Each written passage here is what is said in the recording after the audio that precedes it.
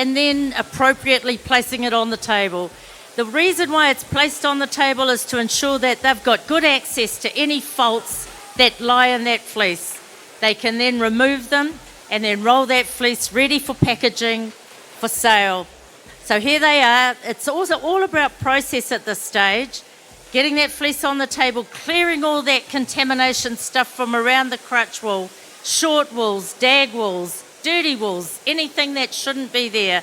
So they're doing that. They're removing also, this is following the style of the shearer, all those medullated fibres from around the head. These are fibres that are like straws. They're hollow. They're not like protein wool fibres. And then back to the table, because they've got to get this table prepared and off that table for the next one coming. And it's coming pretty quickly, Tom. It sure is coming fairly quickly. The shearer's about to turn to the last side. Pagan Kurodia down here, table number 1. She's still got a fleece on the table.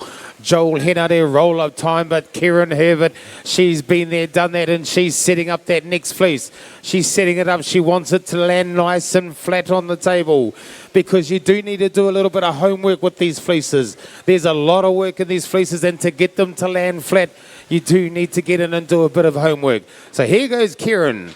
Places it up the top, pulls it back. Lovely. Yeah. Lovely throw there on table number 3. Pagan's got a beauty as well, Mavis. Yep. Why don't we see? Koro, you've been trying to tell us that you know everything about fleeces being thrown. What do you reckon about that? Well, it has to go to Joel Henare, Mavis. Just looking at that fleece that's just thrown across there. It looks beautiful. Mind you, he might have done a little bit of work with it, but from up here, you've got the helicopter view, and it looks fantastic. It sure does. And for those who have just joined us for this, the open semi-finals of the Woolhandling, sponsored by Shear Expertise, this is the cream of the crop starting to rise. This is the semi-final. We have 8 in this, 2 heats of 4, and then tonight we will see the real pose that will be fighting for this honour. But here they go, Tuma. Round the table again, fleece number 2. It is fleece number 2, Kieran Herbert. All she knows how to do is attack. And as she is attacking that second fleece, into the bin it goes, and she gives the table a good old stomp. Pagan Codia, same as well. If you're wondering why they lift the table up and drop it, can be little bits of wool stuck on the table. And what that does is allow it to fall through the slats.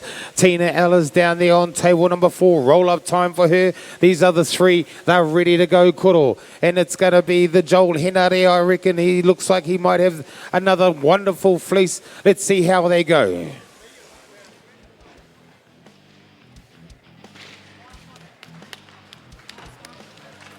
Oh, Mavis, just looking at the throws, that Joel Henare is in the zone. He's actually out on his own as far as the throws go. Kieran Herbert was just not too much off it, but from a judging point of view, I would say you'd have to go with Joel Henare. Tina Ellis had a little bit of a bunching up, and so did Pagan Karodia, but at this stage, from where you're standing, this guy on stand, or table number 3 is the one. And if you look at these TV monitors, folks, you'll see the numbers up there, 17, 18, 12 and 30, so that just tells you how well the wool handler is going, and that's just on the board. We've got to take all this away after and take it into the back room to just make sure that they've done the quality side of it as well. There's 3 components: speed, quality on the board, and the final finished product, Mavis. That's right. It's a complicated process, but it's something that's required for this level of competition, where you're not just judging them on how they're actually processing as you see it there, but then the accuracy of what they're doing, which is being judged out the back by a second lot of judges, a whole lot of different judges. None of them know who they're judging. All they're doing is judging by colour. If you see along the stage there, everyone, it's all colour-coded. So it makes for, I guess it helps to remove some of that possible bias. But here we go for fleece number 3, Toma. What do you reckon? From what I can see down the centre so far, Mavis, there's not a lot in it. Ladies and gentlemen, if there's anything hanging over the sides, the size of an A4 sheet of paper, they will lose a point. And as the same as on top, if the fleece is a bit bunched up the top, anything the size of an A4 sheet of paper, that is a point. And I think just with the throws, they can lose up to 20 points, is it, Mavis, on the throw? Yeah, there's a lot of points that can be lost on that throw. Not just on the throw, but if the fleece doesn't land easily so that you can see where all the faults are, then there becomes a time issue. So the penalties that can be attracted go on and on and on. The throw is pretty pivotal. How did it look for you down there, Koro? You're right in the front in the middle. Well, you've got an aerial view from the photography that's on the big screen, and you'll see that these competitors, they're all color-coded, green, red, blue and white, and you'll see there's about 6 or 7 baskets, and every one of those baskets has a different type of wool in it. So if you've got a locks or the little wee bits that the shearer cuts twice in one basket, and you accidentally throw a little bit of wool that belongs, say, in the top knot, and it's mixed together, that's when you start to incur points. So every one of those baskets has a different type of wool. It has a different value, and the worst value is the frib. So that's the one where it's orange and it doesn't dye. So we're going into the last throw. Joel Henara has nailed it as far as throws go. Pagan had a nice throw there, Tuma, but there was a bit hanging over the sides. Yes, there was. There was probably about 3 points hanging over, but we haven't got time to muck around and worry about how the throw is. You need to get in and skirt these fleeces. Get the fingers moving. Try not to have too much wool in your hands. You'll end up over-skirting. Kieran Herbert, she is attacking, but it looks like Joel Henare down there on table number 3. He's saying, bring it on, ding-dong, Mavis. He sure is. He's got a point to prove. He's saying, I'm not going to be left out again. No way, Jose. So this is where the real organisation comes. Who's organised? Who's thought about it? Who's got things sorted out? Have I covered all the bases? Who's going to be the fastest? Because now is where it counts. Yes. How did he do that? Oh, 1 minute and 10 seconds was the sealed time, and I think Joel was well under that. These other wool handlers, they are looking around. Time for Kieran. Time for Tina. Pagan, Claudia. There we go. Time for Pagan. Well done, wool handlers. Just let them sit and get their breath back. It may have only been 5-10 minutes of competition, but I tell you what, they feel like they've run a mile. Judges are now just collecting up those baskets. Competitors can't touch anything until that's all been done. So once the judges have got all the wool to the side, Mavis, they'll have another look around, and anything the size of a credit card, isn't it, left behind? That's right. They'll look at how tidy this area is. Contamination of wool is a big deal. So they'll be looking up the top on the top board, they'll check the top of the tabletops, and then on the bottom floor, and anything the size of a credit card gets a 1 penalty point. It's not difficult to accumulate 5 penalties plus for a substandard clean-up. Wool's been moved away now. We'll start looking to the next heat. There's 2 heats of this. And then tonight will be the big one.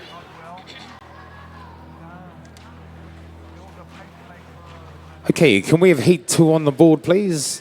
Table 1, Chelsea Collier, Anna Braddock, Candy Hiddy and Tia Portai.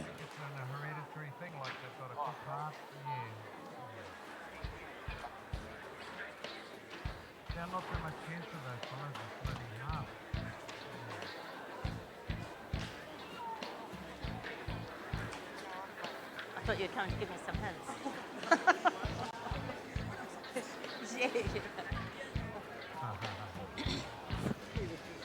It's great, Mavis, that sheer expertise has come to the party and is sponsoring this open wool handling. They also do all of the shearing for the wool handlers. You know, these guys, they do a lot of work. That's a lot of work, 3 days probably go out and prepare the sheep as well. It's a huge commitment, but it's a huge statement of leadership. This is where I guess the industry needs to invest. We need to be investing in ourselves, and it's a credit to Paddy and his team, Paddy Mason, Shear Expertise, that they're prepared to step up and take that. Fantastic for them, fantastic for us. We thank all those shearers who have given 3 days and 3 nights, really, of volunteer work, of aroha to come and make sure that this can happen in a proper way. When you have dedicated shearers, they know how to be fair, they know how to stay together so that there's no unfair advantage being given to anyone else. So, yep, thank you very much to Shear Expertise. Okay, we have the green light. Can we have our shearers to the board?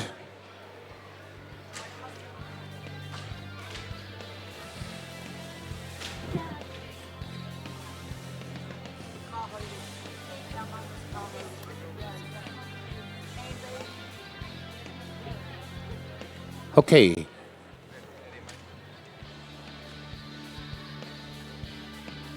Yep, looks like we're good to go. Timekeepers ready. Shearers, get set, go. Heat number 2 of the Shear Expertise Open Wool Handling semi-final. Table number 1, we have Chelsea Collier from Gore. It's great to see Chelsea up here at the Golden Shears. She's graced our presence a lot in the earlier grades, but haven't seen her for a few years, but apparently she has been going very, very well down in the deep south at a lot of the shows. So great that she's up here. Great to see Chelsea. On table number 2, we have the young gun, Anna Braddock.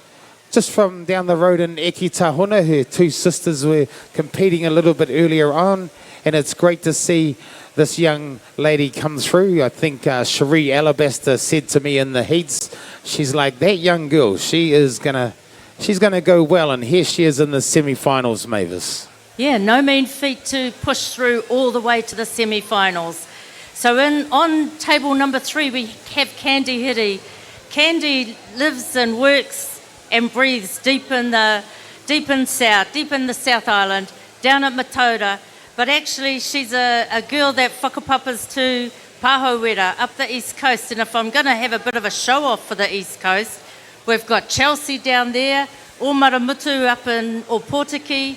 We have Anna Braddock from out at Ohonga, Te Ko Papauma, Chelsea, and of course Te Potai, Ngāti Puro, Pahowera. But look, here they come now for their first throw. This is a biggie. How's it going to fall?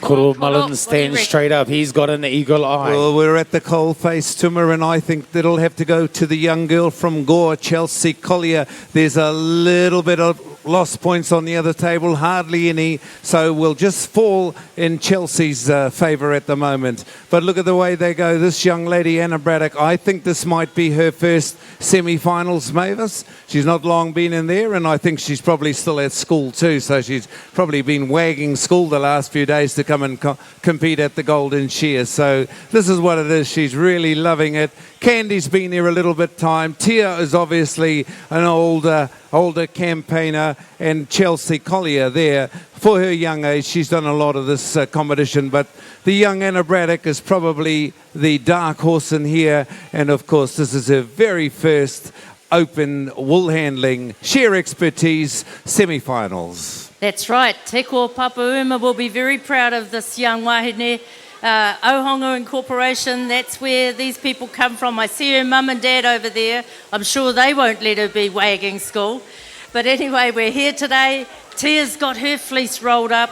Tia's got a proud history as well. Portais, her young nephew took out second place in the novice shearing just the other day. You know, there's real family histories in all of these competitors. So let's see how this next one goes. Bit of a struggle down there on stand 1.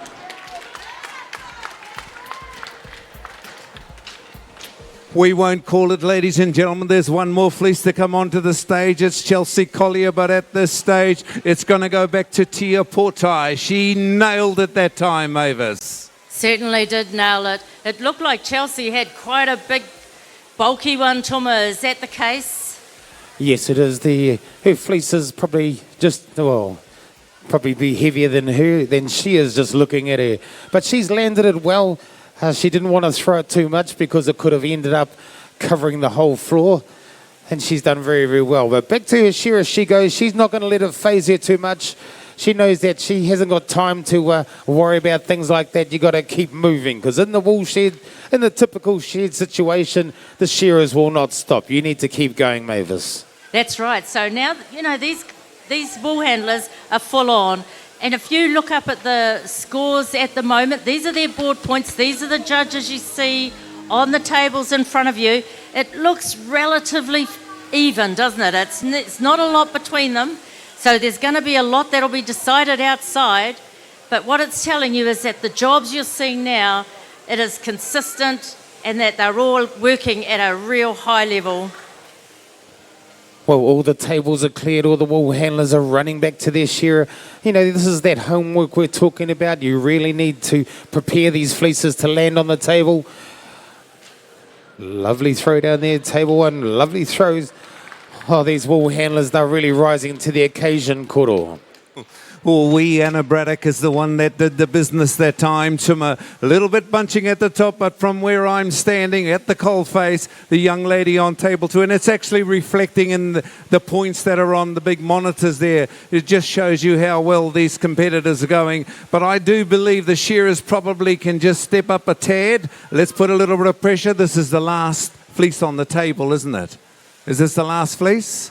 That's the last fleece up on the board. So now that is going to it, because this is the one that the share expertise. There's a lot of money in the prize giving. It's doubled in prize money, hasn't it, Mavis? It has, and again, new sponsor, new focus, new commitment. So therefore, we've just got a lift totally in the whole competition. You can watch these wool handlers now as they move around the table. There's going to be a sense of urgency all the time, but even more so very shortly, because that's when their time penalty faults are going to start. Who's planned well? Who's got themselves organised for the next phase? We will see very, very shortly. Chelsea Collier, just seeing her make a few snap decisions then. She had a bit of wool in her hand, looking, there we go. She's adding value to the main fleece wool, and there she goes. She's just a little bit more of a clean-up. And now the 1 minute and 10 seconds starts. Sorry, there's one more fleece, Mavis. Here we go. Oh, she did a lovely throw of that job. Koro, it's got to be Chelsea. Chelsea throw is not as good as the lady down there on table number 4, Tia Portai. Nailed it again to Mullins. Little bit up the bunch there, but hardly in it. But these fleeces are being thrown absolutely fine. White Spur, who's the sheep supplier? Who's the wool supplier? White Spurs, Donald new Craig. sheep supplier, and FG, they're magnificent. What a treat to be able to make the open wool handling semi-finals here at the 2019 Golden Shears as they work their way around it. Then they're going to come back to the fleece. What are they doing? They're adding value to the wool clip, adding value to the farmer's income. There they go, round the top of the year, he works away. Mavis, what's it looking like on Tia Portai? Oh, she's got this organised. She's well organised. She's already starting to stack her bins, which kind of tells you, okay, I don't need those anymore, so I'm going to get them out of the road so that when I do get to clean up, there's very few barriers in my way. She hasn't forgotten, though, back to get that eye clip, that medullated fibre, to separate that from the rest of the fleece. Shearers all working their way down the last side. You see these wool handlers, a sense of urgency. We've got Candy's got the brim in hand. She's thinking of different ways, different tactics. Tia Portai, a single bound. She's back to her shear. Here we go, Koro. Make the call. Oh, it's hard to say, but Chelsea Collier's got the best throw that time. Now it's up to the timekeeper. The clock has started. Every time 20 seconds ticks by, it's 2 points, so it's really a time game. You saw Joel Henare step up the game as the fleece is there. Now the side of the table, Anna Bruddock is just working away. Who's going to be the first one to go into the roll of the fleece? It is Candy Hitty. Candy Hitty from Matoto is the first one. Tia Portai starting to roll the fleece as well. Up comes the broom to Mullins. It's Chelsea Collier. Chelsea Collier, broom in hand. She's done a lot of homework. This is going to be a very, very fast cleanup. Candy Hitty on table number 3. There she goes. We've got the young gun, Anna Bruddock. Where's her family? Here we go, Chelsea Collier. Again, how the heck did she do that? Nice one, Candy. The young girl, Braddock, looks around. She's happy. Well done. So, Mavis, once they put their hands up and then the wool gets taken away, what about the wool that's little bits of wool that's lying around on the floor? I don't think some of those cleanups would have been as good as they would have liked because there's wool underneath the fadges and they can't see that. So how do the judges arrive at points for that? Well, if you watch now, the judges are stacking those bins. They're checking out what's left on the floor. So nothing gets missed. Nothing gets missed. These judges have training days so that they actually, coordinate, that they're all seeing the same thing, that they're all doing the same thing so that no one is unfairly disadvantaged. They've got eagle eyes. They're not judges here for nothing. And down the end here, we have a judge that's been selected to go to France. So, they're all on the game.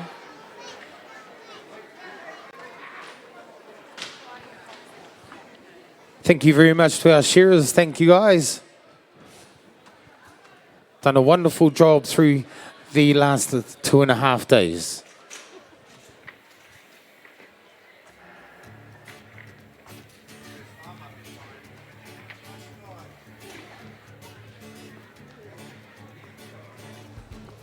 Our next event on the cards, gentlemen.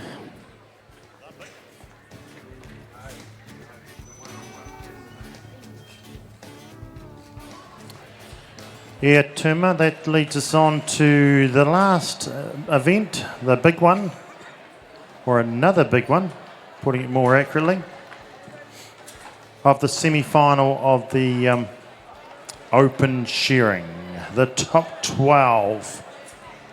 Sponsor is the Golden Shears and Bailey's. So that's going to be exciting enough. 2 heats of that. 10 sheep to shear. So sitting probably around the Courtney Sean mark of the whole lot, around that, I'd say the way the senior finalists and that are going, around that 10-minute mark.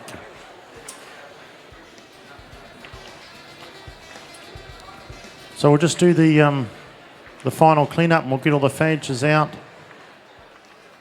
and do their thing. So I was talking just earlier, but run out of time, of the 60th next year, and I've got a very good mate called Snow Harrison down at Winton that I know well, and his real name's Ian Harrison, but that's commonly known as Snow, and he's the last surviving member of the very original Golden Shears final, and he lives at Winton just above Invercargill, and I think he's 84, it's either 82 or 84, and he's still very fit and very sprightly. And he comes along and does little shearing demonstrations at the Edendale Crank-Up Day. He comes along there because it's all to do with vintage shearing and the likes. So he fits in really well, and he's still exceptionally fit. So I know when I was talking to him last, he's itching to come up here to shear his 2 or 3 sheep at the last surviving member of the original Golden Shears final. And he's a master shearer as well. Actually, he was the 6th master shearer to be put into that very small elite group, was Snow Harrison, and a very modest and We're live. We're live. Well, we're counting down to the Open top 12 semi-finalists here in the War Memorial Stadium in Masterton here.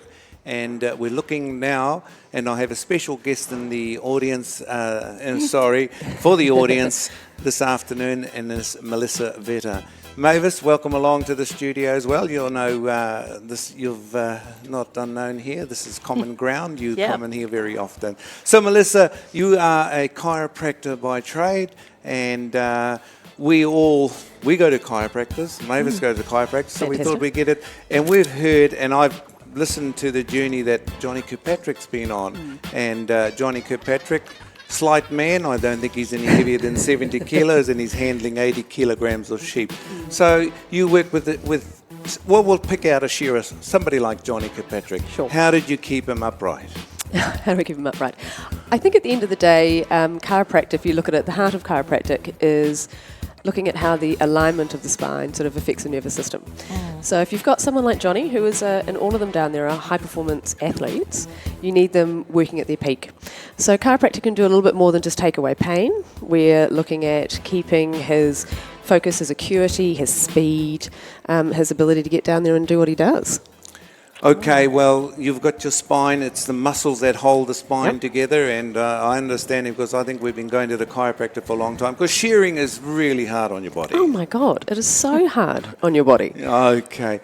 Hey, look, we don't have a lot of time, but we'd like to acknowledge you and thank you. And if we need to see a chiropractor, you are the person? Oh, there's plenty of chiropractors out there, we're all amazing, but if anyone's in Havelock North, yes. Okay. So Gordon, can I ask a question? Melissa, I'm not sure if you've watched the Woolhandling that's been going on. Absolutely. I mean, same thing, isn't it? Absolutely same thing. Certainly not discriminating. Those wool handlers, the wool pressers, absolutely the same premise. Got to keep that beautiful alignment, that strength, that connection in your nervous system. Yeah, cool. Thank you. We've still got a minute. Is there another question, that burning question that you have? Gordon's used to my burning question. I love it. Yeah, no, it's just that there's different... I guess the word might be body alignment stuff that's required for shearers versus wool handlers versus pressers. So I guess it's different for each. Yeah, it certainly is. I mean, I think if you just take